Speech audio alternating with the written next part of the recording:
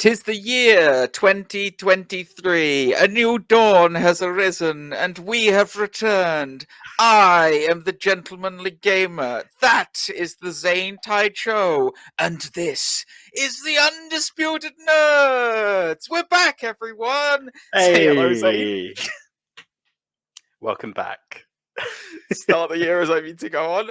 How are you, Zany boy? It's been too long. I have missed you and your gorgeous cherub-like face. Yeah, it's been cool. Just nice having time off, isn't it? More than anything, Well, you've had a lot of time off. It's been fantastic for you. I unfortunately have been working all over Christmas. It's been horrible. It's been torturous. Nothing worse than just depressingly eating a mince pie whilst you're at work. But I've been looking forward to jumping back into the podcast. What is that? Oh, is that what we're doing? Oh yeah. Oh, that's what I normally do when you and I get together. I do that kind of outlandish introduction, so I didn't really realise. I'm sorry about that. Did you have a nice festive period though? Was it a good time and New Year? Yeah, definitely. It was a lot of fun. Just kind of again, for me, I was able to catch up on some things. We were just saying, I managed to finish Peacemaker, which was really cool. Been playing a lot of Pokemon. Got the bug. Of course you have. Of course you have. You got the bug. Which one is that? It's the Caterpie. Right. Okay. Cool. Good. Not a dig dug. No, that's not a bug. No. Oh, yes. Sorry. Yes, I know all about the Pokemons. Yes, I'm not. I didn't have my birthday during this period. We had a break and get decidedly older and start feeling like an old man who needs a cane. Yes. Oh, mate. Pokemon. That's popular with the kids. Sorry. How was your birthday? It was nice, thank you. Yeah, it was very nice. It was a bit low key. As in low key, not the Asgardian. I mean, it was just a quiet one. We went out, we had a family meal, the old traditional family meal. Yeah. And then I got money, which was nice. I'm gearing up for. We'll talk about this offline, but I'm gearing up for a show that's coming to the UK this year. You can read between the lines, and you know exactly what it is. So yeah, I mean, I got some money towards that, so that was exciting. But no, I mean, honestly, this year, I don't know how it's felt for you, but for me, it's felt very weird this year. Christmas and New Year went just like a flash for me. It just absolutely vanished, and I was like, one week it was Christmas, the next week it was New Year, and then it was done, and I was just like, I like that I just explained time. 1 week it was Christmas, the next week it was New Year. But yeah, it was. It literally that was what it was like. It was just like, okay, cool, it's done now. Fine, we'll have to move on. Oh, what's that? We got to take down all the Christmas decorations. What's that? Oh yeah, I'm gonna get a bajillion pine needles that are still in my house to this day because my partner insists on us having a real tree. Okay, brilliant. Wow, that's whoa. Killer question. And I know a lot of our listeners will want to know this. Have you seen Avatar 2 yet? Why would I want to ruin my Christmas? Me neither. Why would I want to?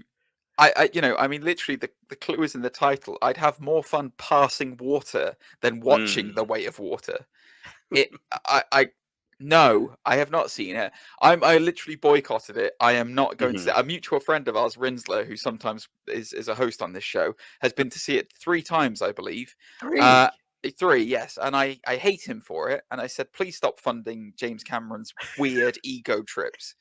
Yeah. I'm done with this. If James Cameron wants to make a movie again, make another Terminator movie properly. That's what I'd like from James Cameron now. I don't need any more Avatar, thank you.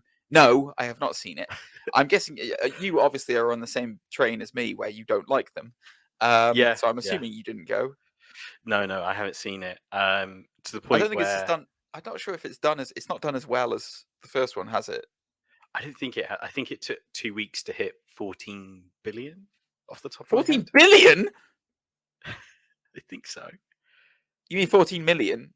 No, wait. You're 14 billion? I think so. No movie has ever made $14 billion, Zane. maybe I'm thinking Mills. If Avatar has hit 14 billion, it's the most successful movie of all time. There's no way. I think the first Avatar made 3 billion. Yeah. Okay, well, unfortunately, it does look like it's done well. Yeah, it looks like it's made 1.93 billion so far. Oh, okay. So maybe it was I see. Yeah, I think that's it. Avatar 1. So Avatar 1 is still the highest grossing film ever, which was 3 point something billion because James Cameron re-released it 15 times to get it there. To remind us that that, yeah, we can't have nice things. Because when Endgame came to Endgame took the #1 spot off of him, he remade it. Oh, sorry, he re-released Avatar just to make sure that Avatar would go back to #1. Not that he's bitter. No. And he has this idea of what perfect cinema is. Yeah. So the first Avatar is 2.923 billion when it was first released, and then it's creeped over 3 billion on the re-release. So right. Yeah. Yeah. Back to your original question. No, I haven't seen it. But I was speaking to my father-in-law last week, and he went and saw it on his own because none of his family members want to see it. And he then decided to just tell me everything. So I kind of feel like I got the footnotes. It's easy. I'll just go on. I'll go on Screen Crush, or I'll go on New Rockstars, and they can just give me a breakdown of what happens. Easy, done, sorted. Exactly, save myself some boring 3 hours worth of like CGI that I can see in a computer game anyway. Absolutely.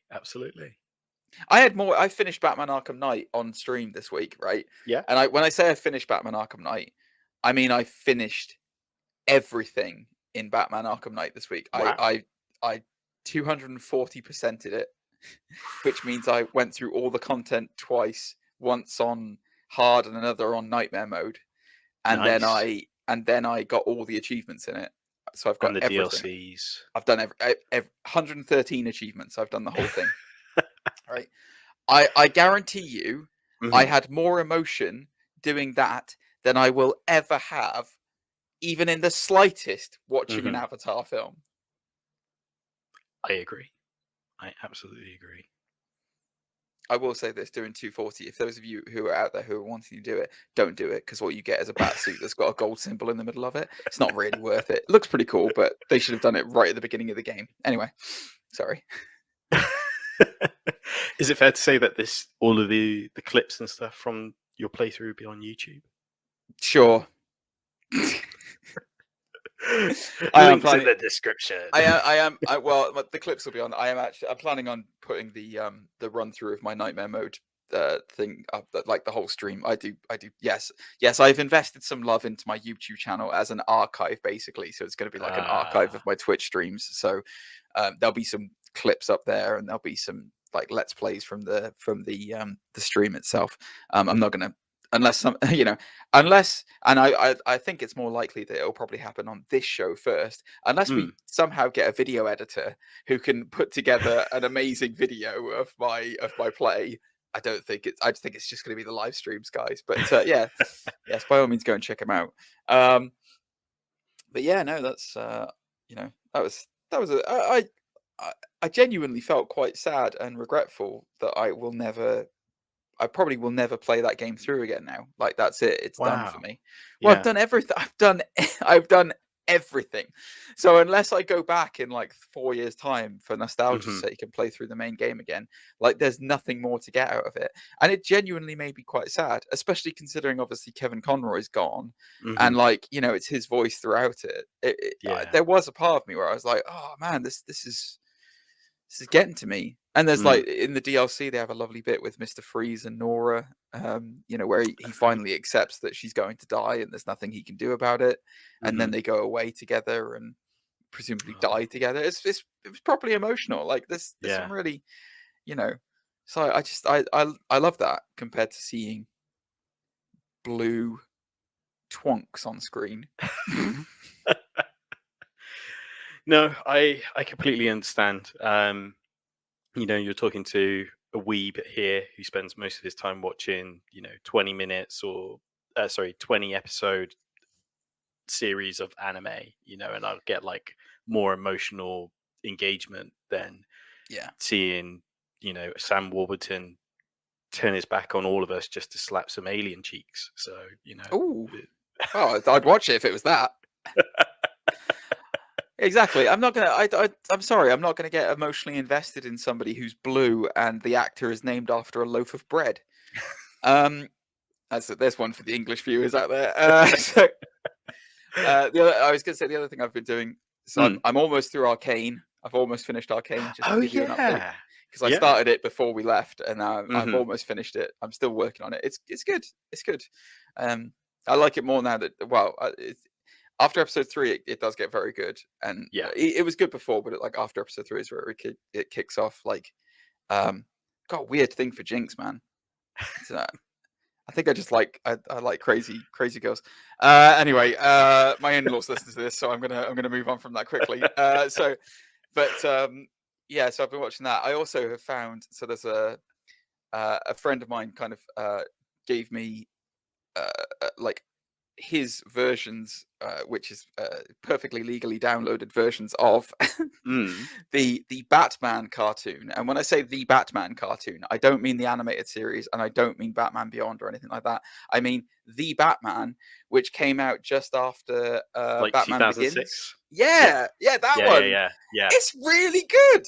It's good. Yeah, it's not bad. It's really good. I was genuinely surprised at how good it was. Like, you know, their interpretation. So I've watched the first series. I've just started on the second one. Their interpretation of Clayface at the end of season 1. Good. Isn't it? See? Yeah. And some of their villain designs. I wasn't happy with the Joker, straitjacket Joker in the beginning, but then when they put him in the in his purple suit, sure, he doesn't wear shoes, which is a bit weird. But apart from that, all the designs are amazing. Like, they're really, really good design. The Mr. Freeze one especially is like on point. Yeah. Where he's like frozen his own helmet kind of thing. Like, that looks amazing. Firefly as well. Firefly looks really cool as well. So yeah, I've been enjoying that, getting through those. But anyway, we're not here to talk about anime, are we? No, but I'm just going to say this. Similarly, I binge watched all of X-Men Evolution because I'd never really seen it before. Thanks to Surfshark VPN, FYI, for allowing me to access it on Disney Plus. Surfshark? Link in description.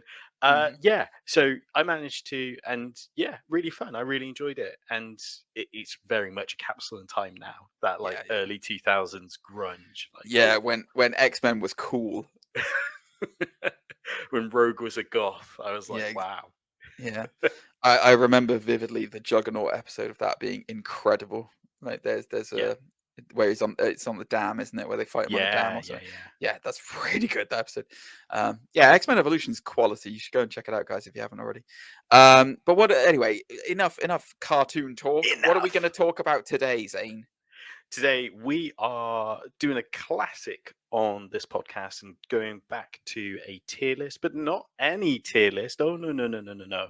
We are going to rank from worst to best all the villains from phase 1 to phase 3, baby. I mean, we're not really going to rank them. We're just going to put them in a tier list and say whether they were good or not. But yeah, sure.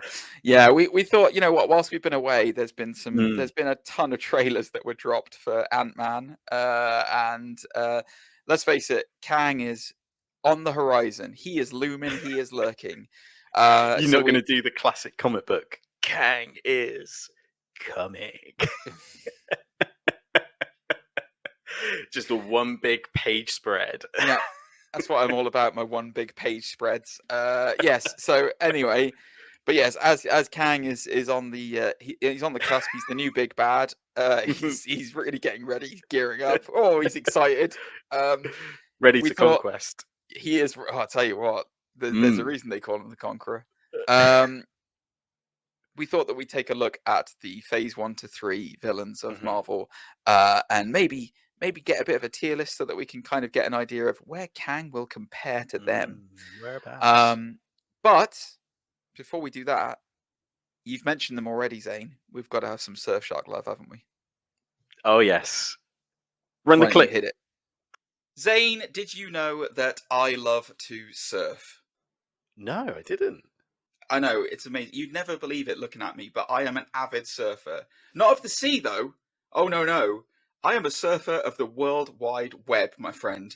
And let me tell you something. When I go surfing, I definitely need some protection. Not the usual kind of wetsuit, though. I need some VPN. Do you know what VPN means, Zane?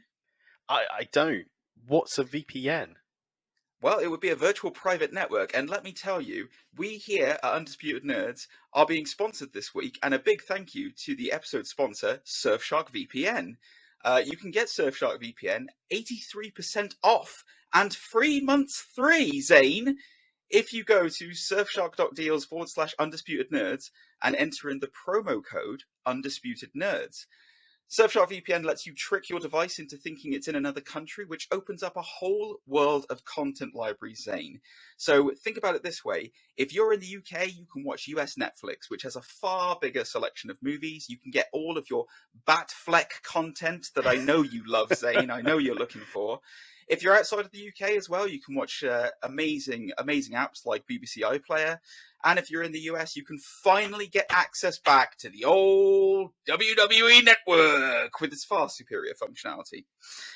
We've been using, me and Zane have been using Surfshark here at Undisputed Nerds for a while. It is our official VPN, and it doesn't just let us gain access to all the comic book movies, but it also secures our networks by encrypting internet traffic, keeping our location and download history private, thankfully, so that people can't see me purchasing wetsuits.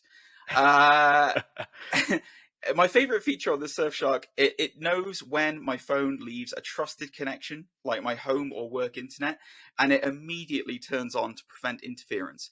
It's like having, I don't know, Batfleck's Justice League for your phone, Zane. I know exactly what you mean.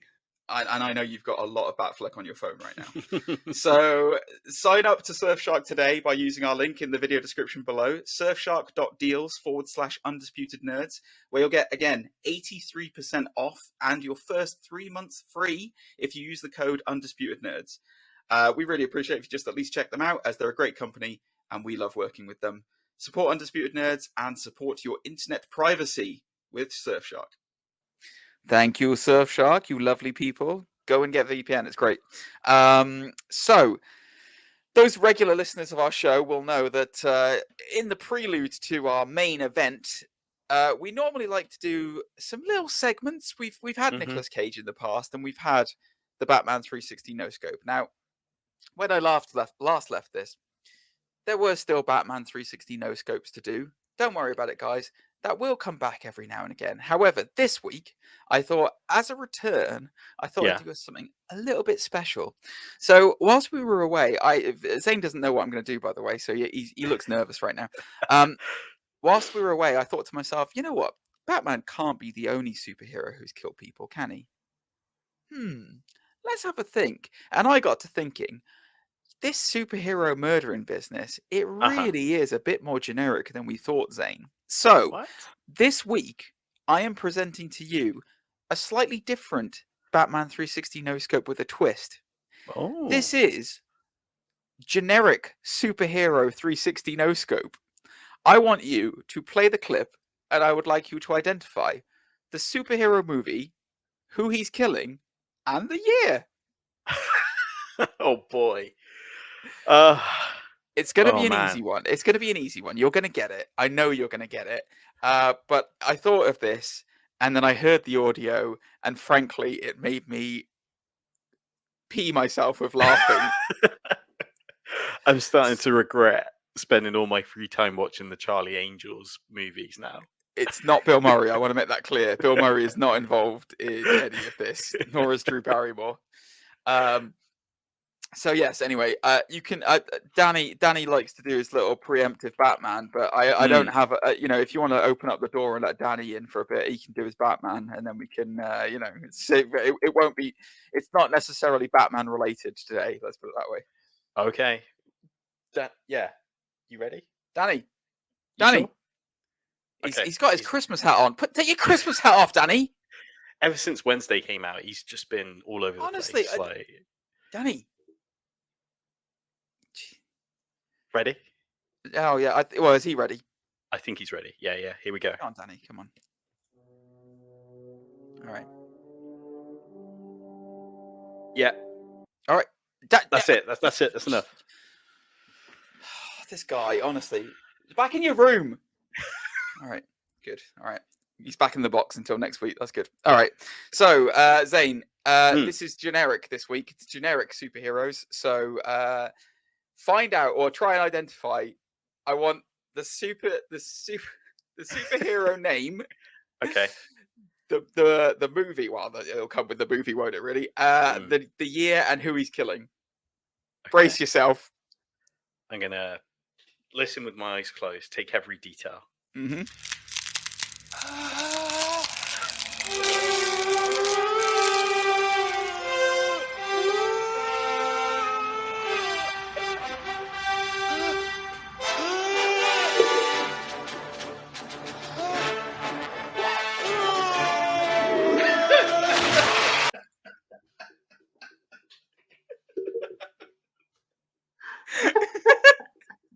I've broken him, guys. There's more to that clip as well. There's more after it.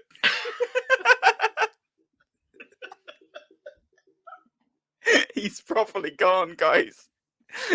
If you're watching on YouTube right now, you'll understand how badly he's laughing. Do you want to play it again, Zane? No. No, I don't. Honestly, playing that out of context. I don't know what's worse, the John Williams score or... So, Zane. You okay? Yeah, I think I'll be okay. Right. I think you might need to play it again just to make sure that you got all the details of it. Just a snippet. Did you cut it off early as well? Because there's more to it. I think so. Yeah. Keep it going. Keep it going right till the end. It's about a 30 seconds clip. Keep it going. You'll like the end bit.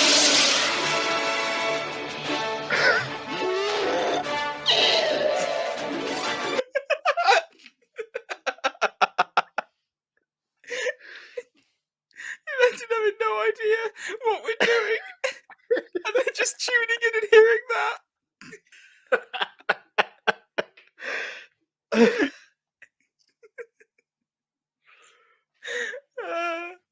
It's like somebody just goes on YouTube and they're just like, "Oh, Undisputed Nerds, I wonder what that's all about." And they accidentally click onto that timestamp, and they just hear. I'm so glad I installed a mute button today. Because, oh my god. Oh my god. Oh, so, ladies and gentlemen at home, I wonder if you got it. But Zane, what is that? I'm going to guess it's from the Superman movie.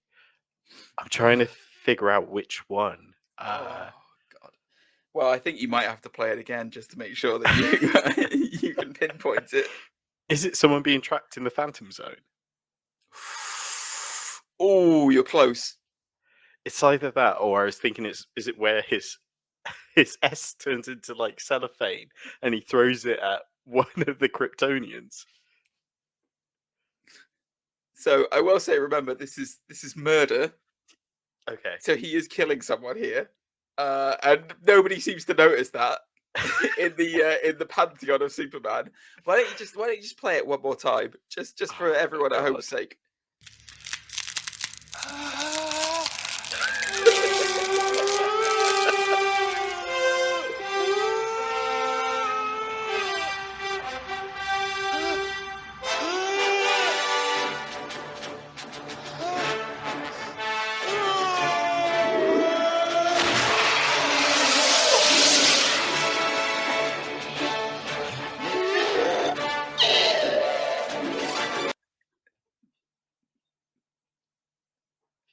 I'm so glad you reacted like this, because I was so worried you were just going to watch it and like you were going to listen to it and just be like, what the hell is going on here? Oh, Christ. I am crying with laughter. That gets you every time, doesn't it? It does. I'm not looking forward to editing this episode. I don't think I'm going to get anything done.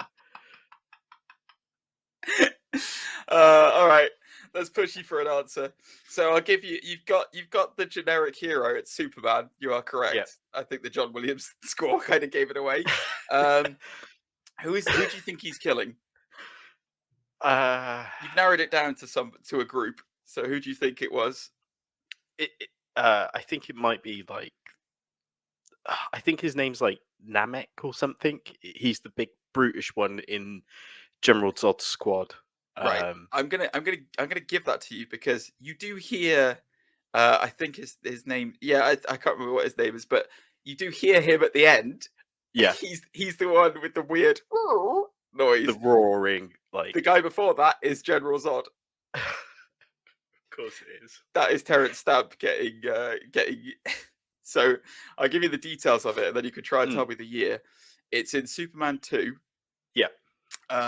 It's when Superman. he's in had a big fortress, right? He's in the Fortress of Solitude. He's had a big fight at the end, right? And he's thrown his cellophane S at them, which turned out to just be a mild annoyance. And then Lex Luthor sells him out and tells Zod that Superman is trying to get them into a machine that will take away their powers. Mm-hmm. So Superman gets inside the machine instead, and then he switched it, and Superman actually takes all of their powers away and turns them into humans. Yeah. And then proceeds to throw them into an ice wall and down to their deaths because they fall about 80 feet into nothingness. Into the chasms of the fortress. The chasms of the Fortress of Solitude, yes. Basically, Superman murders. You wouldn't have believed it, but yes, he's murdered on screen. So there we go. But yeah, I thought you'd appreciate that audio clip, and it's a nice little welcome back for the show. What a way to break into the new year, hey? There you go. Clip that bad boy. You and I just crying with laughter at Terrence Stamp's homoerotic moaning. His demise in the fortress. It's brilliant as well because, like, give me the year. What year do you think that was? It's going to be like, I don't know, 77. Unfortunately, not. 77, I think, was the original. 79 was the original Superman. Right. Maybe 78, 79 was Superman 1. This was 1981. Would you believe it? Right. So there you go. Anyway, I thought 3 was 80s, but yeah. Yeah, 3 is 80s. Yeah. You were right. It is 80s, but it's just after that. But no, there's a bit in it as well. I'll send you the video clip at some point. There's a bit where he gets grabbed, and then he literally grabs Zod by the testicles, it looks like, and like lifts him up into the air. And because it's the 80s, it's got wire work, and you see Terrence Stamp do this weird like whoop whoop whoop whoop as he's in midair. It is hilarious. I love it. I absolutely love it. So there you go, guys. Did you get that it was Superman murdering General Zod in the Fortress of Solitude in 1981? If you did, congratulations, and also congratulations on if you managed to keep a straight face, because we failed miserably. I hope no one crashes their car listening to that or something. Like, hope nobody gets excited listening to that. Anyway, yes, so there will be more. I like the idea of expanding out into the superhero community and seeing pillars of the superhero community that you don't expect to murder, violently killing people by shoving them against walls and throwing them to their deaths. So yeah, we'll see. We might do more of this, but there will be more Batman 360 no scope. We've got to pay Danny, so don't worry about it, guys. All right, Zane, do you want to get this tier list up then? Let's have a look. Let's have a look. All right. So, where should we start? I guess we should probably start at the beginning, shouldn't we? Yeah, let's do that. Or do you want to work backwards? Why would I want to work backwards? End on the high. Come on, end on the back in time. Dearie me. Play the audio clip again. All right, let's start. So, cast your mind back, Zane. Cast your mind back. Just killed my microphone. That's good. Cast your mind back to 2008, my friend. It was the dawn of a new era. Everyone realized that comic book movies were going to be mainstream.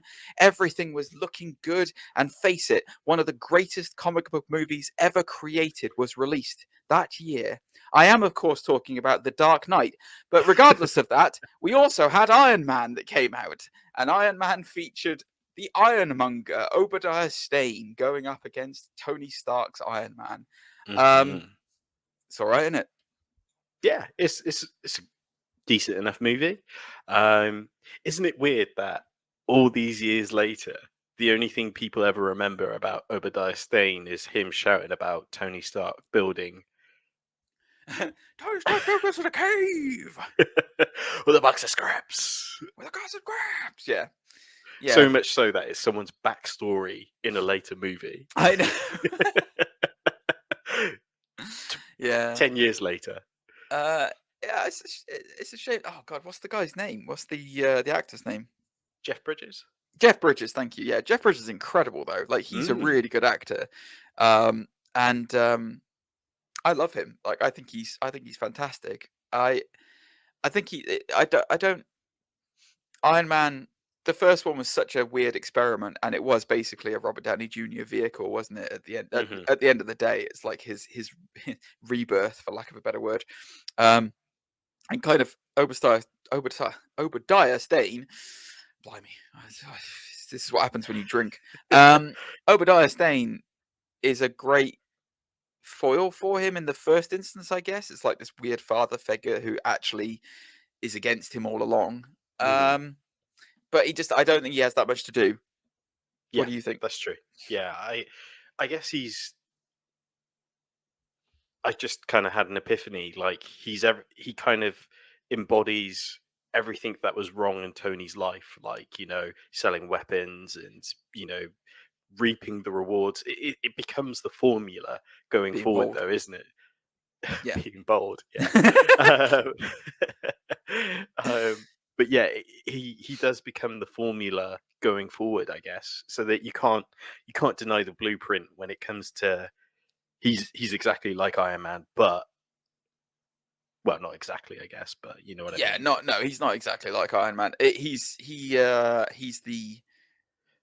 type of MCU villain we would see a lot, further along the lines where he takes advantage of genius to his own gains.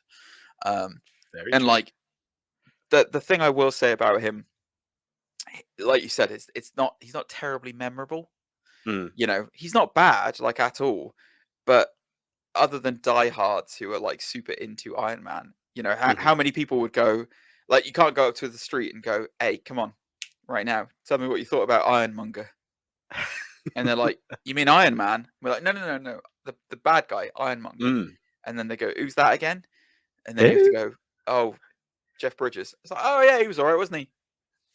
So for me, he goes in a B. I think he's fine. Yeah. But he's middle of the road, I would say. He's a good kickoff point for the MCU. So we go from there. Now you're going to have to, bearing in mind, we're only doing tier lists for the phases 1 to 3. Yeah. You're going to have to strike from your memory the recent appearance of Abomination in She-Hulk, because we're not going to include that in this. This is just based on the movies that we saw them in at the time. Yep. But Abomination is next. Emil Blonsky. I would say he had a very interesting arc in a quite weird movie. Yeah. It's a tricky one, isn't it? Because a lot of his scenes and stuff are very good. Yeah, they yeah, there's that. I don't know. It's tricky because even, let's say, for example, before She-Hulk came out, people were sort of wondering where that character was, right? Like, even with movies like Shang-Chi later on, people were like, "Oh my god, Abomination!" Like, "Oh my god, is that the same Abomination?" sort of thing. And it's kind of like, "Oh wow, people still remember Abomination." Even though it's like the Black Sheep movie, It's I mean, interesting, isn't it? Tim Roth is a fantastic actor in whatever you put him, whether he's in Pulp Fiction, whatever it is that he's in, he's incredible, right? I think his story as this kind of wounded, psychologically wounded soldier who it just has this drive to be better than anyone and wants to make the world a better place, but probably not with the best intentions, really. Best intentions, but sorry, he's a villain who has the best laid intentions, but done in the worst possible way, and then a lust for power turns him into the Abomination. And Tim Roth works with it really well. Like, I think he does really. He's memorable, like you said. Hulk always runs into a really big problem whenever you have him on screen, because the idea behind Hulk is he's so powerful. Who the hell do you have go against him? Yeah. Like, there's nobody that can really stand up to Hulk, honestly. Well, that's not true. There are some people who will show up on this list later on, but the idea of it is that very few people can match Hulk on a physical level. And the previous, outside of the MCU version with Ang Lee, had explored psychologically speaking, which is where a lot of people go to with Hulk, and it happens in the books as well, because it's more often a fight in his mind than it is in his body. So I think they did try to make, the good thing about Abomination in this was it was a physical foil for him, that it wasn't just like a case of like a mental thing. It was like, okay, cool, we actually get to see Hulk smash. Unfortunately, I don't think they did enough with it in this movie. And I think, again, he's fine, but it didn't set the world on fire like some of the villains coming up later. Yeah. Would you pop this in a B as well? I would put it in a B as well. Yeah. For a lot of Hulk fans, they think this was the sort of still the best sort of fight sequence we've seen between Hulk and, Abomination or someone of that caliber, which is really interesting. Well, yeah, but that's because it's the only Hulk fight scene we've seen between Abomination and Hulk is the one in Harlem. Not just that, but, similar to what you were saying, like someone meeting Hulk's, like... physicality. Yeah, because, again, the closest one I can think of off the top of my head is the Hulkbuster versus Hulk, but that's kind of a, No, that's a really good example. It's an excellent example. I don't like the fact that is an equality thing, because in the books, like there's, I guess Hulkbuster is it's designed to stop Hulk, obviously, but like it will never, Tony in World War Hulk, I believe. There's even a panel where Tony says, "I'm never going to beat him in this. It's just to slow him down."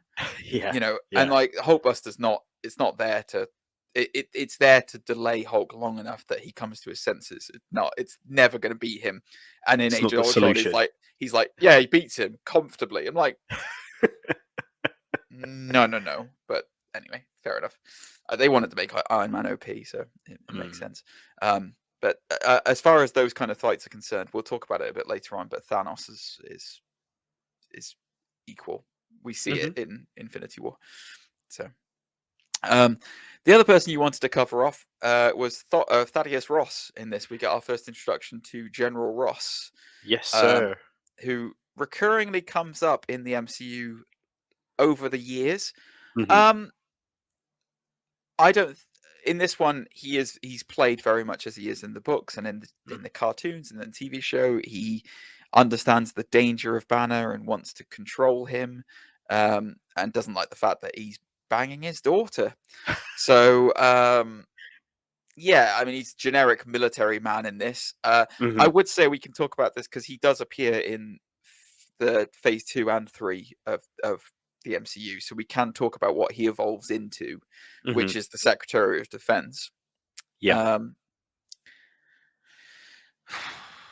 I feel like his role gets less impact though the more you kind of, until Black Widow, which feels like the most value of his presence. Which isn't not even in this thing. Yeah, so it's not a lot of screen time either. But yeah, I'd it's I'd kind. I'd put him at C if I'm honest with you. I don't think he's not the main villain of the Incredible Hulk, and his No. screen time is just meh from then on in. I don't think it's, I don't know. But then Civil War's on this list, isn't it? It is. Would you bump him up to a B because he's I guess he's not the villain for Civil War, No. but he's kind of like the machination, isn't he, to push it along? I I guess he's not really. He's just a figurehead that happens to be Yeah. there. I would say. I'm sure we're going to get letters. This Yeah. I tell you what, No. this is for the first three phases and how they're used, right? Mhm. If they do Red Hulk Mhm. at some point, which is Thaddeus Ross, if they Mhm. do Red Hulk, he immediately gets pushed up to an A for me because I love Red Hulk. Like I love the character, I love the design. I think he's an Mhm. amazing. You know, he was a great mystery when he was Yeah. first released and stuff. So if they do Red Hulk, then Thaddeus Ross will go up for me. But in this phase, Yeah. he's just kind of like meh. I guess it's one of those things. I really like the Ross character of being always angry and shouty and Like all the that Hulk. jazz. A little bit. But yeah, at this current point, I don't think they had maximized him as much as they could have. I agree. Like you said. I agree. Right, moving on from there then. We've got Iron Man 2. So you've put 2 on here. Let's start with the slightly less to say about them, which is, I would say, is Justin Hammer. We've probably got less to say about Justin Hammer. Yeah. No. No. Why would you put it an A? Let me explain why. Do your case. I think he is in so many ways, the perfect villain in his portrayal to Tony Stark. He's also kooky. He's got enough weirdness to him to be charming and memorable, but also he's kind of like the worst tech guy you could ever have in your corner. So I'm going to take all of those things that you've said and remind you that we've got Guy Pearce coming up on this list.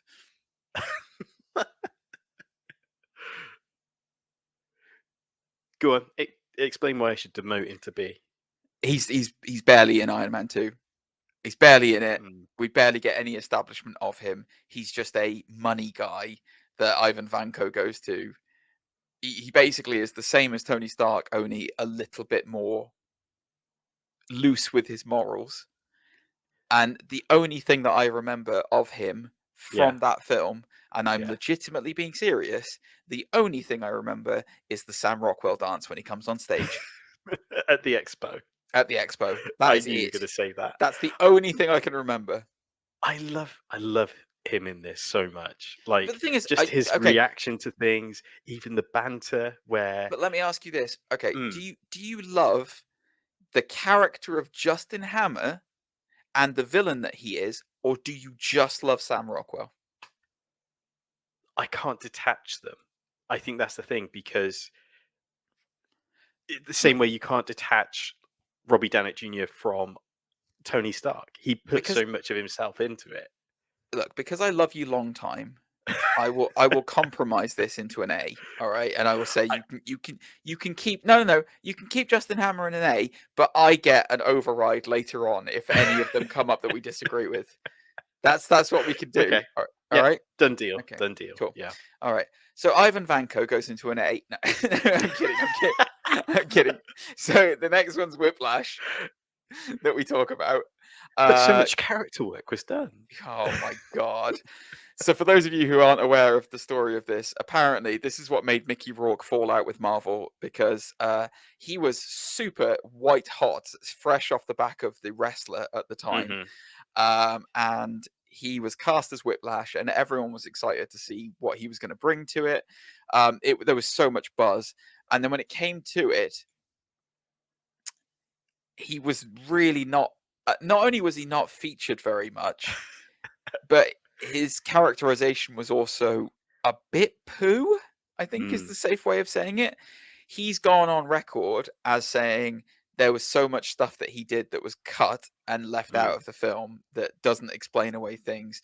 So basically, when it comes to it, he just looks like a weird guy who's obsessed with his bird and wants to kill Tony Stark because he poisoned his dad, even though it was indirectly and it was his father's father, and yada, yada, yada, yada, yada.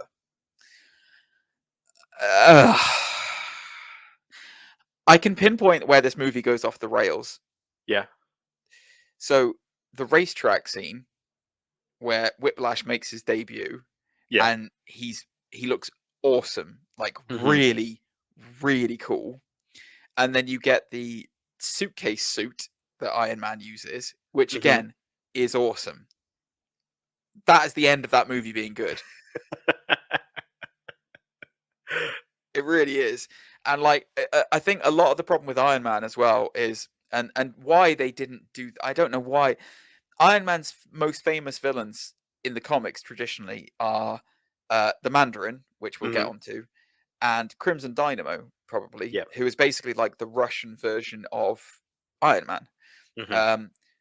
But a lot of the issues with Iron Man movies, especially with 1 and 2, was Ivan Vanko just becomes Whiplash in an Iron Man suit. Yeah. Just in the same way that the Ironmonger was an Iron Man suit. Yeah.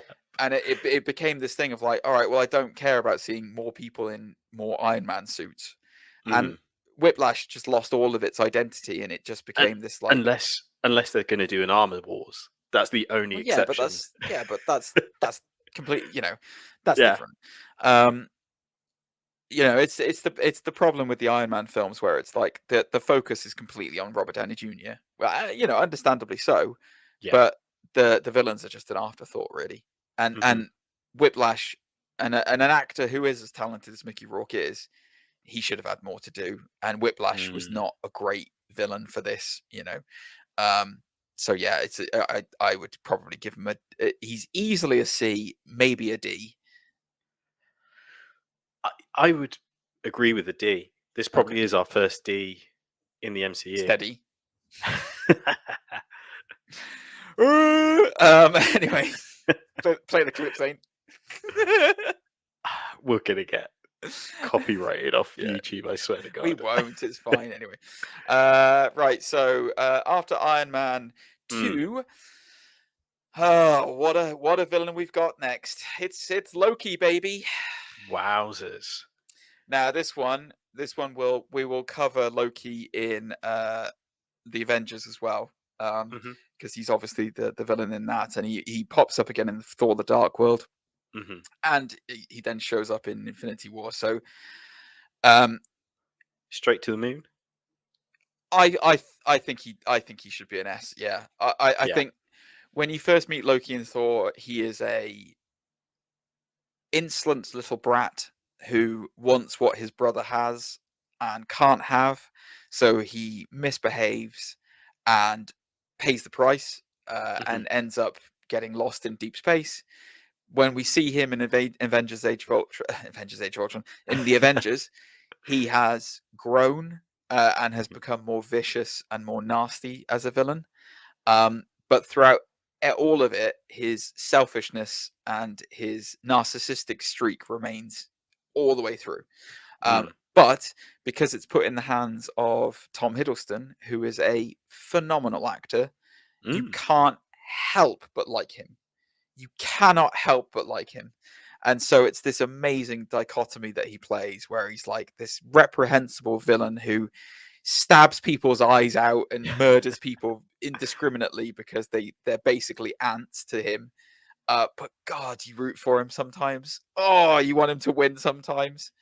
Yeah, it's kind of weird, isn't it? Because like in that Thor movie, similar as you were saying previously, that there's a turning point. I feel like there's a point where you notice him more because, when he's part of the Warriors 3 and, him and Thor are up to no good and stuff, he feels kind of like a generic British actor here and playing this role. And then when he gets to the scene screaming at Odin about his, who is he? Right. Yeah. Oh my god, it's like watching theatre, a Shakespeare theatre. You're like, oh my god. Like, yeah, you're right. No, you are right. It is when he first appears, it's just like, oh, Kenneth Branagh owed someone a favor. But by the end of it, you're like, oh my god, this guy's really good. Like he's really, really good. For me, like Tom Hiddleston has been he's been good, like an exceptional actor forever. I'll try not to go off on too much of a tangent here, but he when I watched The Night Manager, which is not a Marvel or a comic book thing, but it's a thing with Hugh Laurie. When I watched that, I was like, my god, this guy is actually really good. Like he's really, really good. And if you get the chance, guys, to watch The Night Manager, it's a fantastic series. Go and check it out. But yeah, easy S for me. Loki was the first complex villain that Marvel had. Legitimately complex. So we go from a complex villain to someone who should have been a complex villain, but unfortunately was not one. The Red Skull. Oh no. God, I love Hugo Weaving. I love him so much, but I don't think you could have got a more generic Nazi villain than the Red Skull I wouldn't put it as a D. I'd put it as a C. Captain America: The First Avenger was, he was good in it. He was fine. And it was if we're giving Emil Blonsky and Obadiah Stane Bs, he's fine. The reason why I would say he goes to a C is that the potential for the Red Skull. There is so much more they could do and could have done with the Red Skull. When you think about all the stuff that they have in the like his obsession with the cosmic cube in the comics, the amount of times that he's brought Captain America to his knees, with the things that he's done, and yet all he was just a World War II Nazi general. That's it. It's such a waste. Am I wrong, Zane? No, I mean, again, a lot of my experience comes from the cartoons and such, and I specifically remember like Red Skull was just like the villain for a long time, and similar to the comics and things of that nature. But yeah, it feels like a wasted potential, and I don't know the backstory with Hugo Weaving. I don't know if he just wanted to do the one movie and was out, or if he was going, originally set to do more movies or whatever. But yeah, it just feels like a wasted opportunity more than anything. He didn't like the fact that they wanted to sign him up for a multi-picture deal. I know that for a fact. Right. And I think he didn't enjoy the lack of creative process that Marvel employed. It's very much a cookie cutter. This is what you got to do it like this. He didn't like that. So I think it's interesting because if he was to come to it today, I think it would be a different story altogether. But anyway, we'll see. Anyway, that is the end of phase 1. That is all of phase 1. Doesn't look like much, does it? But that was the backbone for the entirety of what we see in Marvel today. But phase 2 came crashing in quick, Zane. Iron Man 3 was the first phase 2 movie. Oh boy. Right. So where do we begin with this? Do you want to begin with the fake villain or the real villain? Let's start with the fake villain. Trevor Slattery, otherwise known as the Mandarin for a time. I remember watching the trailer for Iron Man 3, where it was the Mandarin's terrorism video, where he was talking about the fact that you'll never see him coming. And it literally sent goosebumps up my spine because I was reading the Extremis storyline on Invincible Iron Man at that time, and it was fantastic, and I couldn't wait to see the Mandarin on screen. And then we got the film, and well, it wasn't really the Mandarin, was it, Zane? It was a propaganda movie. And it was this horrible, weird thing where Trevor Slattery was an English actor who was putting on this Mandarin persona. If we are basing villains off of what they are and what the potential of them are, that is a D. It was awful. And I find very few people who well, certainly not anyone who's a comic book fan of Iron Man and stuff like that. Yeah. Nobody liked that. There were No. very few people in the mainstream who enjoyed it as well. It just felt like a cheap laugh kind of thing. Oh my gosh! Like I was irated. Like I was so annoyed at this because I was like you, I was really looking forward to the Mandarin. I was like, here's another villain that's not like the previous two, as you just mentioned, and really could push Tony in a different direction. The Mandarin's such an amazingly hot, like he's a great character in the books. Like obviously they did write by him to a point in future phases with Shang-Chi, but like he's so badass and people don't realize how badass he is. Like he's got 10 rings of power. They each control different stuff. He got tired of losing because his rings were getting taken off, so he had his rings fused to his spinal column. In the books, that's how much of a badass the Mandarin is, and they turned him into an English actor called Trevor Slattery who supports Arsenal. The worst, actually, it's Liverpool, but it's the worst sort of gag plot twist. Honestly, it's not good. Yeah. Let's move on. Let's move on. On the reverse of this, we had the leader of AIM, Guy Pearce. Who is playing somebody who I can't remember what his name is. What's his name? Killian. It's Killian something. No, it's not. It's Kill. Isn't it Kill? I don't know. Let's see. Sorry, guys. Well, this is going into a C, isn't it? We can't even remember who the hell he is. I watched it just before Christmas. Aldrich Killian. Aldrich Killian. See, I told you it was Killian. It was Killian. You were right. Aldrich Killian. Yes, Aldrich Killian. He is of the Extremis, the virus known as Extremis that enhances a person's strength and super soldier, blah, blah, blah, yada, yada, yada. Basically makes you super hot inside and you'll either explode or you'll be able to control it and breathe fire. It's interesting, though, because the Extremis in the books, it works slightly differently. Extremis in the books is how Tony can control his nanotechnology. He gets the virus and then it mutates to be able to give him the option to control nanotech. They never really explore that. It's just, Extremis in Iron Man 3 is just like, oh, it gets you all hot and then you can fix yourself or you burn. Yeah. It's just nothing to him, is there, really? It's just kind of like a smarmy businessman who gets a bit of super soldier stuff. Yeah, and turns out to be the mastermind all along, and then has the audacity to call himself the Mandarin. Yeah. And you're like, but you're in charge of AIM. Surely you could be a big head in a little floaty chair. No? Not yet, baby. That's coming up. That's coming up. You know, your good face spread out. They've done. All right, let's. I feel like we're getting back to the homoeroticism now with this. Let's get away from that. Thanks, Jesus. Honestly, I know how much you love Guy Pearce. Not as much as Affleck. Yeah. Anyway, generic. Don't care. See. Speaking of generic, good God Almighty. Let's take a great, fantastic actor. Yes, he's very angry. We know he's very angry. And yes, he likes to stand around in parks and yell at people for littering.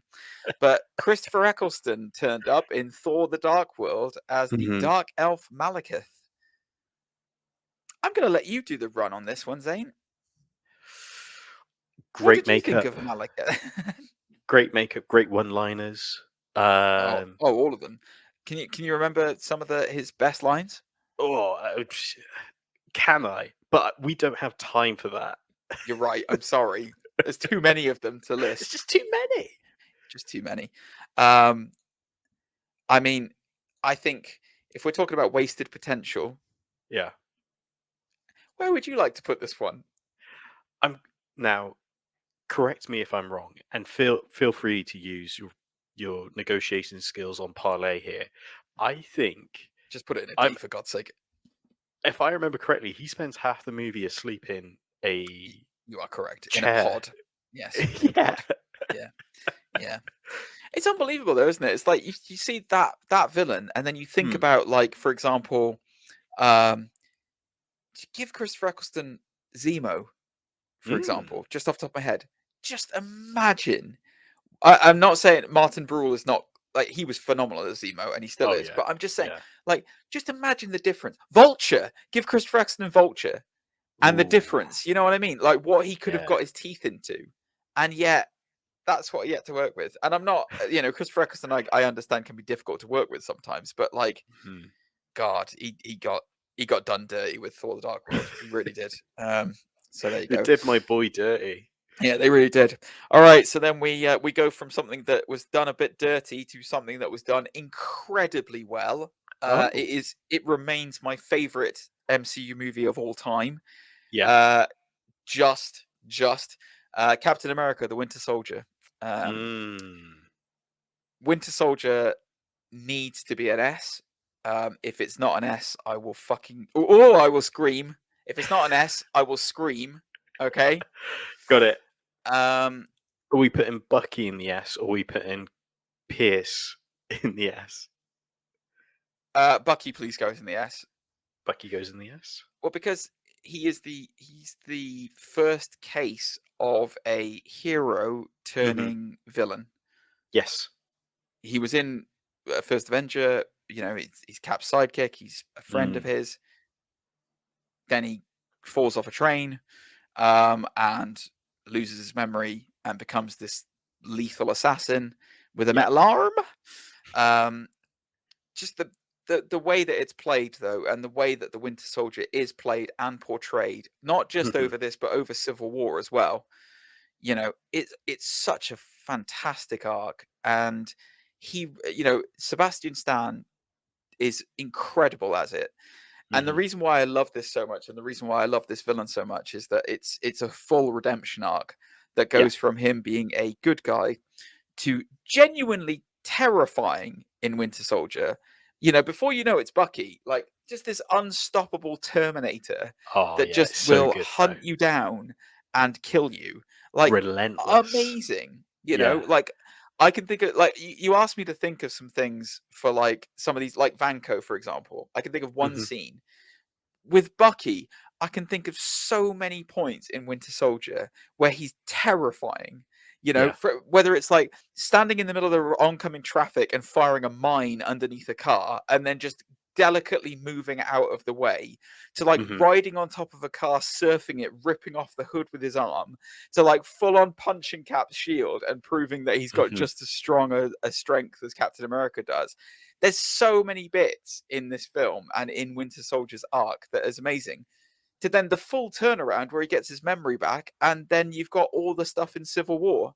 Like, as far as characters and villains are concerned, quintessentially speaking, he's a great villain, but he's just a fantastic character overall.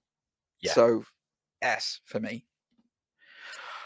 There's not much more I can add to that, really. Like you said, it's just so well performed, written. I did the hard sell, didn't I? Yeah, and to be fair, like with Cap America, the First Avenger, he's kind of a supporting character role.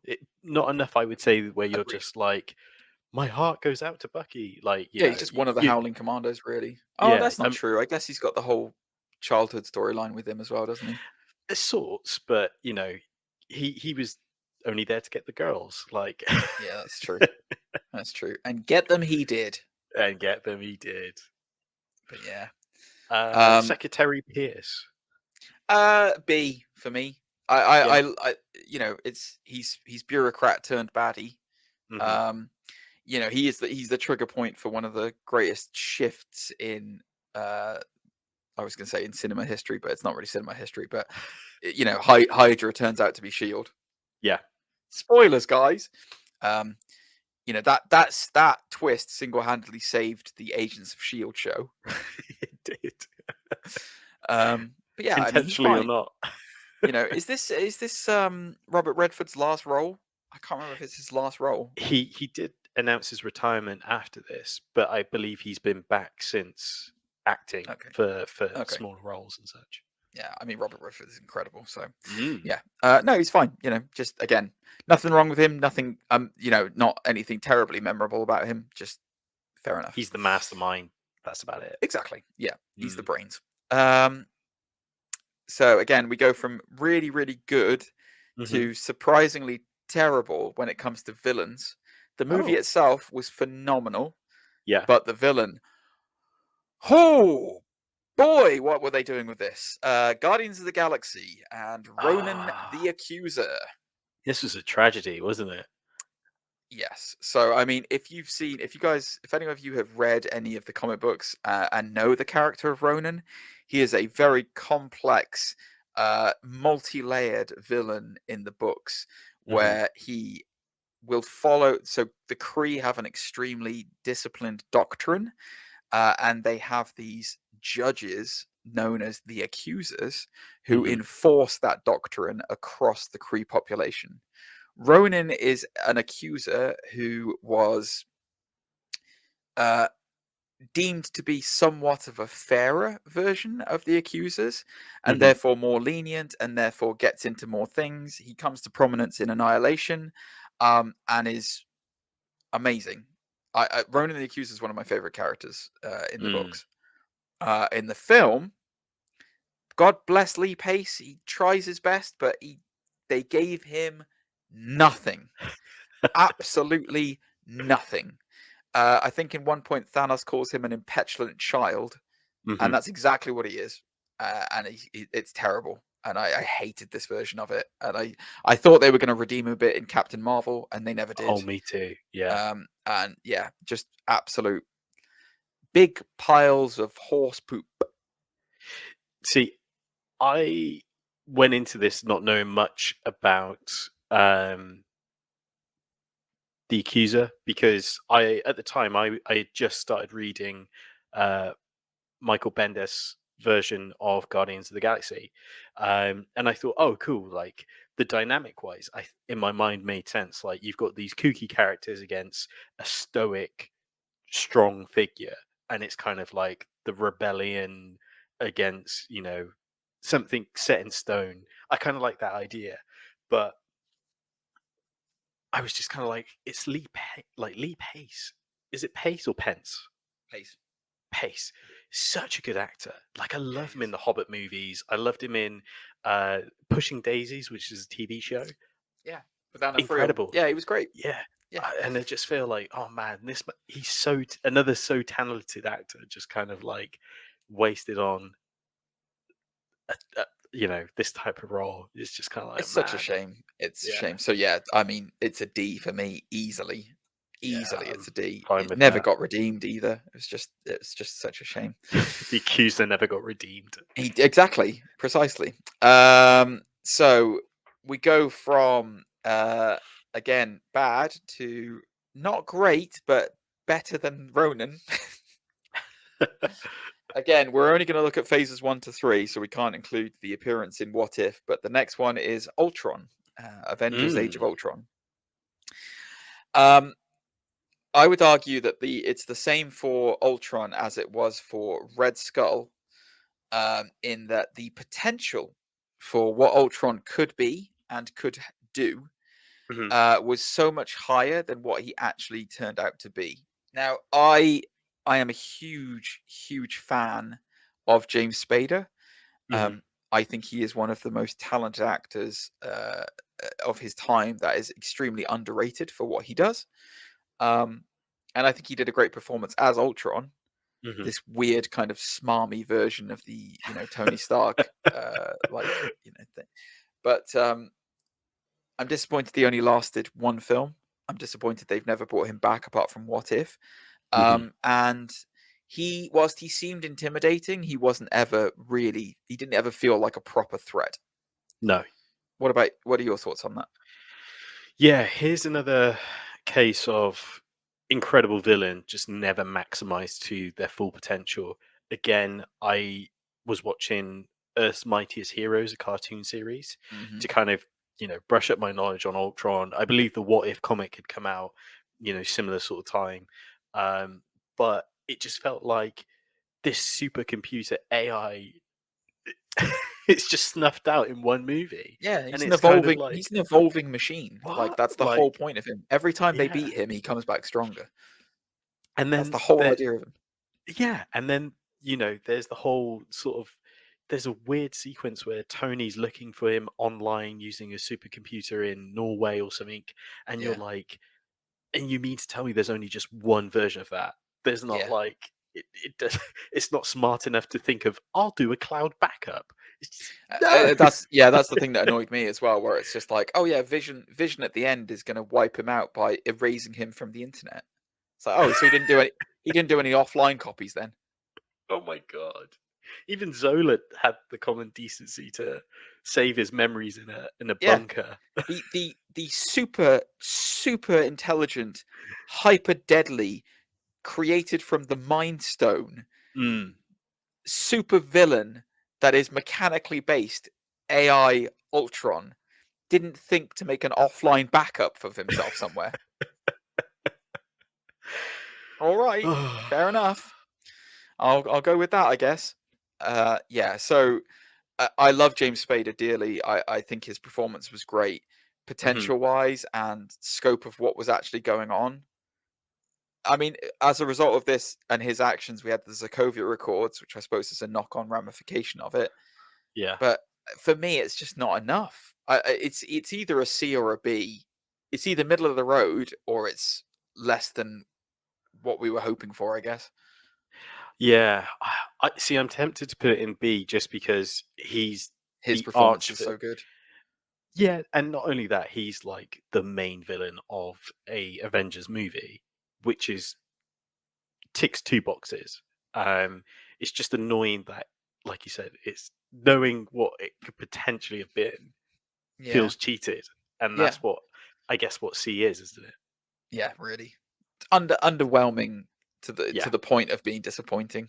You know, I mean, as far as our tiers are concerned, it's like, you know, B is middle of the road completely. Like it wasn't it wasn't terrible, it wasn't great. It just was what it was. It was mid. It was mid, exactly. S is the peak of what we want to see out of villains in the MCU. A's they were very good, and we really liked what they brought to the table. C is less than desirable. We were expecting it to be really good, and it underperformed. D, it's the worst rubbish that we've seen in the MCU. I'm with you there. Yeah. Cool. So the last film in phase 2 is Ant-Man. So that is Aaron Cross and Yellow Jacket. I'm gonna I might waive my veto on this one and say I would like him to be in a B. Okay. He's not bad. He's not amazing. He's mid. If you agree with me, by the way, that does not mean that I use my veto, just for the record. I just want that to be clear. But like, there was nothing really bad about him. There was nothing really amazing about him. He was just kind of like Ant-Man. He's like Obadiah Stane. He's absolutely. He's the introduction villain to come on, what the actor's name is. What's the actor's name? I have no idea. Oh, it's gonna kill me. He's been in so much stuff and he's great. He's really good. He's in Billions at the moment. Stoll. It's something Stoll. Hang on. Corey Stoll? Maybe? Say Corey Stoll. I think it's Corey Stoll. Hang on. I'm working on it, guys. Hold on. Keep talking, Zane. Corey Stoll, I was right. Yeah, Corey Stoll's been in like House of Cards. He's been in Billions. He's been in so many things. He's great. I just, in a film that was very much focused on establishing a new hero, he did all right. There's, if the rumors are true, he's going to become MODOK. Not a bad idea. Not a bad idea. Considering he had his arms all shrunk down and stuff, and his head got popped through a little pin particle thing. So yeah, there's every chance he's going to be MODOK. This is just a wild thought. Is he the first villain to come back from the first movie with that hero? I'm just trying to think first villain to come back from the first movie with that hero. I know I didn't really explain it well, but no, it's not that. I know what you mean. Like Stane doesn't come back. You might be right. Well, as we're assuming it turns out to be Aaron Cross. Yeah. If it turns out to be Aaron Cross, then yes, it will be. That will be the first time. No, Loki. He was in Thor. Bucky. What? Yeah, I think but he's not like, yeah, because he was the villain in Thor, and then he came back as the villain in Avengers. yeah, you're right. That's the only one. But yeah, I mean, it's irrelevant, isn't it? But yeah, I think it is Aaron Cross. I think so too. It makes it like, if he got teleported to the micro universe because he, as you say, shrunk down to. I think he's. I think his body's because it looks more like it's a suit than it being properly MODOK.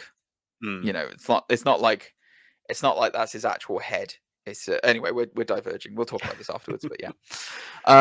Right. So yes. So Ant-Man was the end of Phase 2 of the Marvel Cinematic Universe. So we then move on to Phase 3, beginning with one of the best movies that they've ever made, and I'm speaking legitimately there. Captain America: Civil War. We are dealing with Zemo, Helmut Zemo, and obviously Winter Soldier, but we've talked about that already. Right, so this one, it's an interesting thing because they took a different path with it. This was technically Avengers 2.5. It turned into a much bigger movie than just being Captain America movie. Zemo was all about a psychological attack on the Avengers instead of it just being about fighting brawn on brawn. So he took a different path to it and decided to try and wreck them from within, and basically succeeded. He really did succeed. I love Martin Brühl in this. I think he's fantastic. I think he is great as Zemo. We're not considering Phase 4, but he obviously does come back. Yes. And does do more stuff in Phase 4. And they turn him a bit jokey in Phase 4, which is my problem with a lot of Phase 4 at the moment. Is like it's just been too jokey. I would say he was an A for me. He's very, very intimidating and quite scary. When he drowns the guy upside down in the sink, for example. Yeah. He just doesn't quite get enough to put him into that S tier, but I think he's very good. Bearing in mind he never actually fights anyone as well. Yeah, that's true. I'm going to give it to you. It wouldn't have been an A for me because in my mind he was just any other guy who had the agenda, like that could be my veto. That's fine. I'm happy if that's my veto.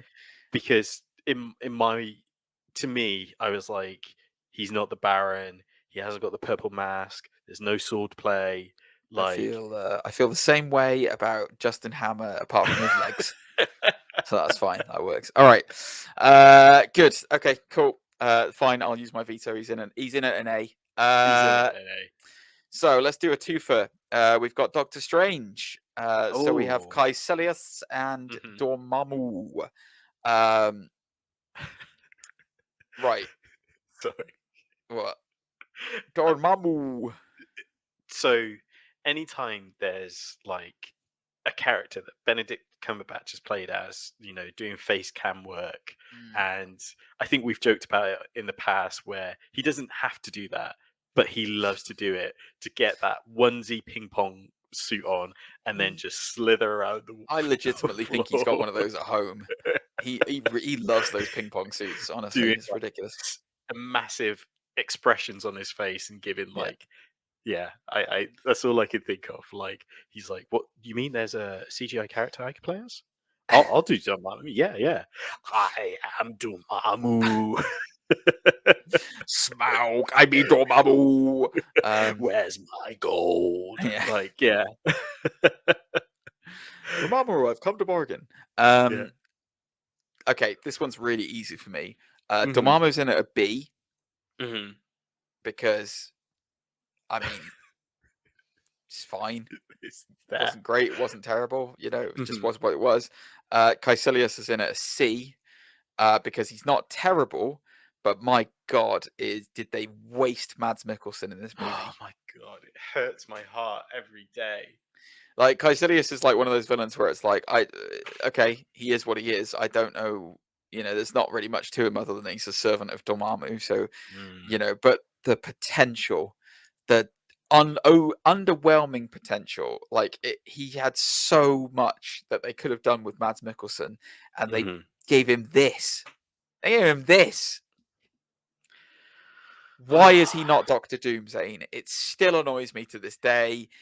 He should be Doctor Doom. Why is he not Victor Von Doom?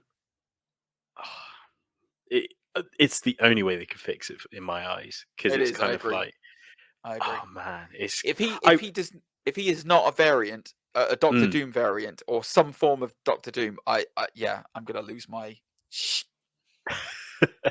Yeah, I was excited when they did cast him, because I was like, oh wow, if he's like some sort of immense wizard, like that's all I could think of in my mind. You sure you're not thinking of the Secrets of Dumbledore? Now I am. But at the same time, I was kind of thinking, in a weird way, it's like Hannibal versus Sherlock. Yeah. In another dimension. Great. Anyway, let's move on. It hurts me. Guardians of the Galaxy Volume 2. Ego, the Living Planet. Oh, blimey. Talk about hurting me. All right. You do the lead. Go on. Oh, I hate this one so much. It's a D. It's not a D. It's a C. Come on, it's a C. It's Kurt Russell. Kurt Russell's phenomenal in this. It's just his material's bad. I hate Ego so much. Why do you hate Ego? Again, I was reading the comics at the time, and I was really looking forward to seeing Star-Lord's dad as this king and stuff. But apparently, Disney said it was too much like Star Wars. Oh, did they? And I didn't know that. They told James Gunn, you can't do Jason. You can't do it, because oh wow, yeah. So I didn't know that, and it makes me mad. That's surprising, because they had to do a special deal with Fox to get Ego, because Ego's technically part of the X-Men lore.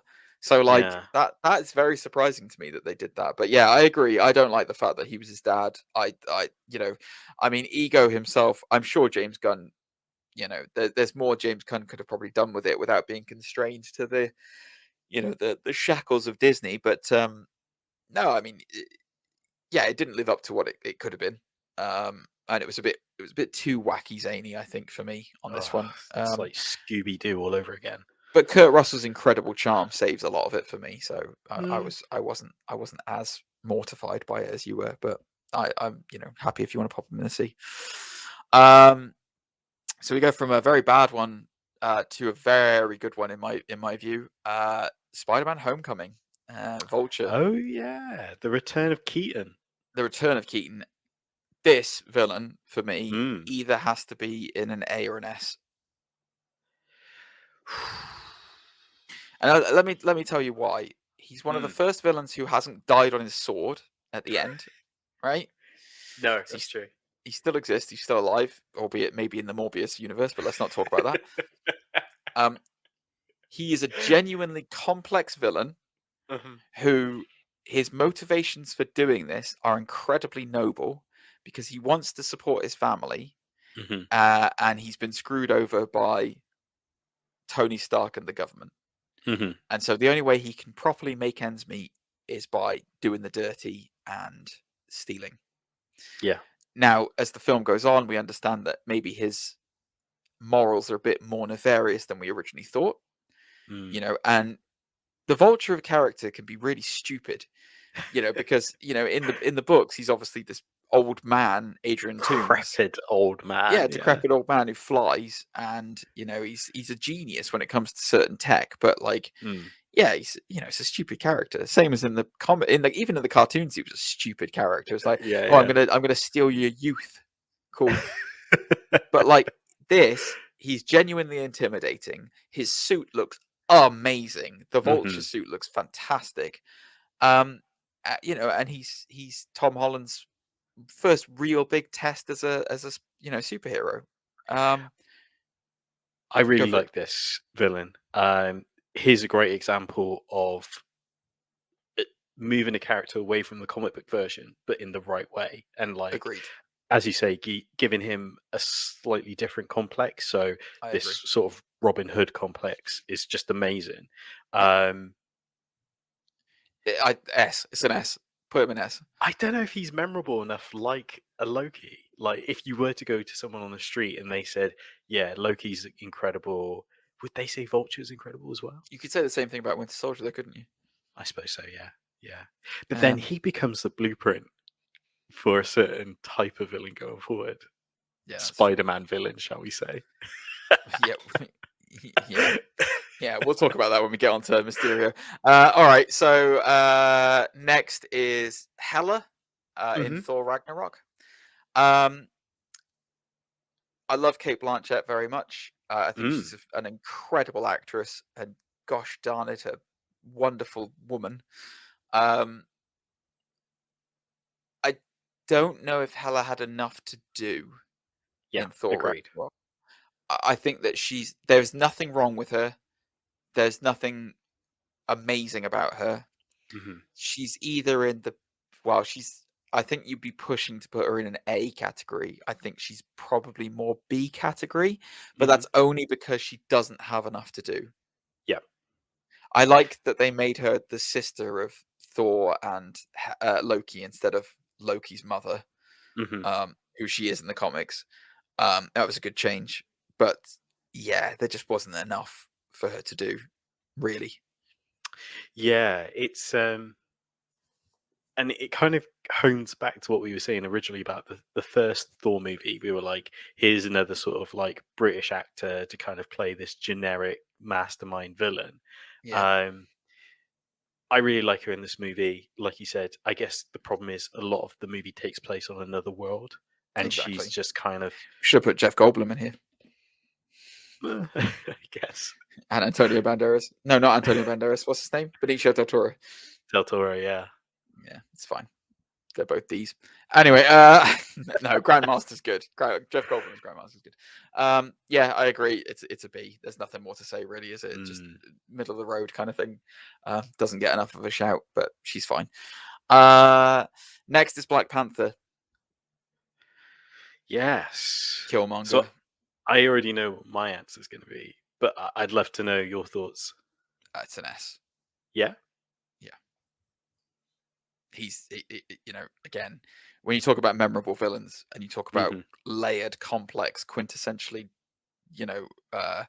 sorry, not quintessentially, more morally driven, where you can actually identify with them, phenomenal. Like, abandoned, like father murdered by, uncle, King T'Chaka. King T'Chaka kills his dad. Yeah. His brother, King T'Chaka kills his brother, who is his dad, and then believes that the throne should rightfully be his, but has had to fight on the streets his whole life and feels persecuted. And it's an incredible morality tale about not just a comic book thing, but Black America and how how Black people have been victimized in the world, and it's incredible. The first Black Panther movie is phenomenal, and it deserved all the praise it gets. Michael B. Jordan is unbelievable as Killmonger. Like, he's just so good. I mean, he's so good in most things he's in, to be fair, at the moment. It's why I'm excited to see Creed 3 as well, because him and Jonathan Majors together is going to be insane. But yeah, it's an easy S for me, this one. What are your thoughts on it? Exactly the same. Again, we've mentioned that they normally have some sort of counter in the first movie to overcome. So it's usually like some sort of what's the word I'm looking for? A direct sort of parallel to your main. Exactly. But this one was done so well, and at this point, we've had so many beforehand as well. Yet this was so refreshing. Really pushing the boundary and stuff. I loved it to pieces. He was so good in this that even though he died in the film, they still brought him back for Wakanda Forever. Spoiler. Sorry guys, if you haven't seen Wakanda Forever, he's in it. But to be fair, it's been what, 4 months since Wakanda Forever's been out. I think I'm out of the spoiler embargo now. Sorry guys, if you haven't watched it yet. But go out and watch on Disney Plus. I think it comes to Disney Plus this week. No, when did it come out? I'm pretty sure I saw a February date. It's come to Disney Plus. Keep talking, Zane. You were going to say something before I interrupted with that stuff about Wakanda Forever. You keep talking. What I also love about this is here's a character that wasn't. He was known, but he wasn't well known enough, compared to say obscure. Yeah, he was obscure enough to kind of change enough of the character that people wouldn't be heartbroken over and such. So again, I think it's just plays more roses to the movie. Agreed. It's not Disney is not loading up for me for some reason at the moment, but it could be because of my VPN. So thanks, Showshock. It's nothing to do with them. It's just freaking out. So yeah, cool. Easy S for me. I suggest we change this up the order of things right now because so the next villain we will not talk about just yet. We will save that off for a future film. I'm sure you can by now guess who that villain is. So let's go with Ant-Man and the Wasp first. We had Ghost. Yep. Obscure character. The actress who I forget the name of now, she's very good. Powers are cool, but it's a B for me. It doesn't really wasn't terribly offensive. It wasn't amazing. I think she's only got 4 scenes in the whole movie. There you go. Yeah, I'm looking forward to seeing her in Thunderbolts. That'll be great. Apparently she's not in it anymore. Oh, great. Well then, yeah, it's a B or a C for me then. Good. Let's demote her. Put her down to C. Which also means that whole team is just super soldiers. It's ridiculous. Forget this. Right. So I'm going to be honest with you. You're going to have to lead the way on the next one because I have barely any recollection of him. Yon-Rogg in Captain Marvel. So this is kind of an interesting one as well because if memory serves me correctly, no, it's slightly different. Or memory has not served you correctly. No, it hasn't. No. I'm doubting myself. I know he starts as a mentor and then turns out to be a baddie, but I don't really. That's all I remember about it. Yeah, he's kind of seen as Captain Marvel's like best friend and everything, but he kind of pushes her into the wrong directions. And that's kind of, I guess, like gaslighting, if that's the correct term for it. I guess so. Throughout the whole movie and such. But so woke, Zane. Well done. Thank you. Brie Larson's going to love you for that. She can email us. So yeah, friend of the show. The only problem is, again, you have Jude Law, who fantastic actor. I think, and I'm sure a lot of people had this thought when he was announced. I thought he was going to be the male Kree version Captain Marvel. Marvel, yeah. Marvel, thank you. Yeah. Yeah, we all thought that. I agree. C. Put him in a C. All right. There's 2 left. So which one do you want to tackle first? Because they're both superlative. Should we do Mysterio? Yeah, let's do Mysterio first. Let's end on the high. So Jake Gyllenhaal is fantastic. Yeah. Quentin Beck as a character is one of the most memorable Spider-Man villains, just from his visual aesthetics, let alone the stuff that he can actually do. I think the thing that you and I will probably agree on about this, and where it kind of sometimes falls apart, is that all of the Spider-Man villains feel like they've been created as Tony Stark villains that then Spider-Man has to fight. Yes, exactly. That's what you were thinking, isn't it? Yeah. They're all byproduct of Tony's Stark's meddling. Yeah. To the point where even in No Way Home, they had to bring in villains from other Spider-Man universes because he didn't have any of his own grown ones, really. okay, I don't think you and I will have any problems arguing that it's an A. Mm-hmm. It's just whether or not it verges on an S. I think it's just an A. I think it's just an A.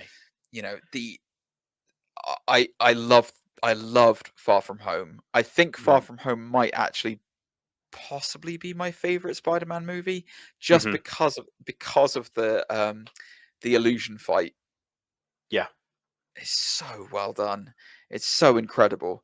But as a villain, and to be fair, Mysterio does reveal Spider-Man's identity at the end of it. Mm-hmm. Oh, I don't know, man. Oh, I don't know. And we've all been I screwed over by our boss, and we've all thought of that revenge. And they reuse, like, it's the whole Mysterio team, isn't it, as well? It's not just him. That's what's crazy about this as well. Like, in all my years, you know, knowing Mysterio as this visual effects, like, coordinator, and like the showman and such.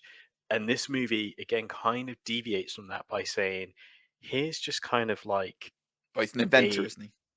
Yeah, he's an inventor, but he's kind of like this egotistical kind of like business guy as well. But it kind of, to the point where he searched out all these other people who've been done over. And like we said, you know, the guy who got screamed at by Obadiah Stane to be one of his henchmen. And Mysterio isn't just one person, but a team of people and drones. It's kind of like a weird modern take on it, I guess. It's really good. I mean, it's a great I like take it. on it. Yeah. No, I think it's an A. I think you're right. Yeah.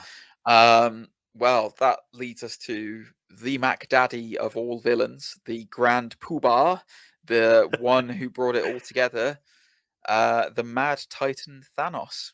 I guess you can include the Black Order with this as well. So Corvus Glaive and you know, Proxima Midnight and all those people. I mean, if it's not an S, I don't know what is. Agreed. That Thanos is literally the build-up of 8 years worth of build to have a big bad that was worthy enough to properly challenge the Avengers. And not only did he do it, he won to the point where they had to invent time travel to go back in time to stop him. Josh Brolin's performance is phenomenal. Yeah. The CGI artwork on him is phenomenal. The story arc and the reason for his doing is slightly stupid, but still very good. And my God, is he like overpowered and cool as F when he will defeat the Hulk in a fist fight, which we established has not been done before. When he will have a full-on magic fight with Doctor Strange with the Infinity Gauntlet. And he is the only person in the universe who can wield the Infinity Stones without burning into dust. Amazing.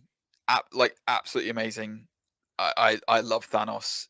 He remains to this day the biggest impact that the MCU has seen. Yeah. They never really explore his backstory as to whether or not he is a deviant. Yes, exactly. Yeah. And Eros is maybe going to be in it now with Harry Styles, possibly. I don't know. They may go into it, maybe. But if you're not sure what I'm talking about, by the way, look it up because it's way too much to explain. And God, it's too long on the video already. But yeah, he's amazing. Like absolutely hands down, you know, one of, if not the best villain we've seen in Marvel. Absolutely. What's interesting as well is like those movies are, well, more so Infinity War is centered around him so much. Like you could actually argue that he's the main character of that movie. Agreed. 100%. Yeah. Because there's so much that he brings, and he, you know, he is a big CGI character. But as you say, the performance, the delivery of the lines as well is just so. A majority of them are kind of one-liners, you know, run from it, you know, and all that jazz. Is so your good. legs turn to jelly. That was the line I remember. And yeah, it's just, I love it so much. It's so captivating. The Can I just And say? it's Can I just ask yeah. as well? This is one of the most fantastic memes I've ever seen in my life. But have you seen the thing where the Avengers revealed somebody's taken the Infinity War scene where Doctor Strange and Thanos are talking, and he goes, Doctor Strange goes, "I think you'll find that our will matches yours," and then Doctor Thanos goes, "Our will," and then they posted "Will," "our will," and then Will Smith comes out of a portal and does the Oscars slap on him, and then they cut to Thanos with like the bleeding face, and then he just goes down on one knee, is like immediately defeated. It's so funny. I'll have to find it and send it to you, Zane. It's amazing. That's brilliant. Oh, fantastic. No, just to kind of wrap up my thought, it's not what I was expecting going into this. I thought a lot of the movie was them going to try and fight him, and yeah, it's really changed my thoughts on what a Thanos could be, to the point where I now read Thanos comics going forward. You know, I was a big Dark Side boy, and I guess I still am to this day. But now I'm more than happy to buy a Thanos comic than I would have done prior to this movie. Just a beautifully complex character, and so perfectly executed in the film. So yeah, easily I think the best MCU villain that they've done so far. So there we go. Anyway, but that's our roundup. That's our tier list. So we had like 5 S's in there, but the majority of it were poop, which I think is what we were expecting for the phase 1 to 3 villains. Unfortunately, they were not good, but hey, they're getting better, folks. They're getting better. What were your favorite villains in MCU's phase 1 to 3? What were your favorite villains post there? We want to know. We want to hear from you. We are back, baby. We will be with you every week. Zane, how can they get in touch with us? You can get in touch with us in so many different ways. Did you know? Do you know? That's the question. Let's just pass for a bit more time. Stalling for time. I've opened up the window. Of course, you can find us on Twitter, Instagram at undisputed_nerds. You can find us on Facebook. We have a Facebook page. A lot of people check that out. Of course, you can email us nerdsundisputed@gmail.com, and all the relevant links will be in the description down below. So check it out. And you can find him at Zane Show, by the way, on all the relevant places. And you can find me at Gentlemanly Gamer on Twitch, twitch.tv/Gentlemanly Gamer. You can also find me on the gram at Gentlemanly Gamer, doing all kinds of crazy ass stuff.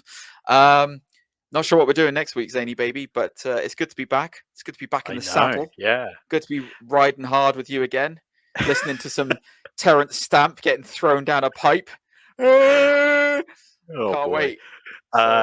Just to make you aware, February 1st, Black Panther Forever is coming to Disney Plus. Black Panther Forever. Wow, that's a new one. I've not heard that one before. That's good. Looking forward to it. I think it's that. Isn't that the same week that Ant-Man comes out as well?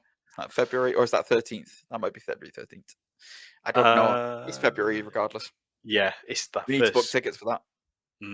Yeah, I know, right? Anyway, all right, guys, it's been a pleasure. We're glad to be back, and we will see you next week. Ciao.